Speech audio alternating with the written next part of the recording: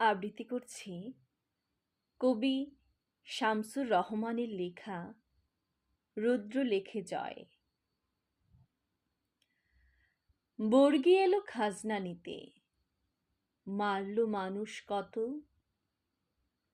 পুরল শহর পুরল শ্যামল, গ্রাম যে শত শত। হানাদারের সঙ্গে জোরে লড়ে মুক্তি সেনা, তাদের কথা দেশের মানুষ কখনো ভুলবে না।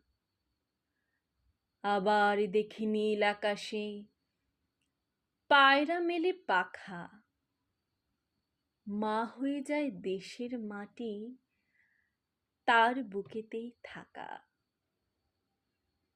কাল যেখানে আঁধার ছিল আজ সেখানে আলো, কাল যেখানে মন্দ ছিল আজ সেখানে ভালো,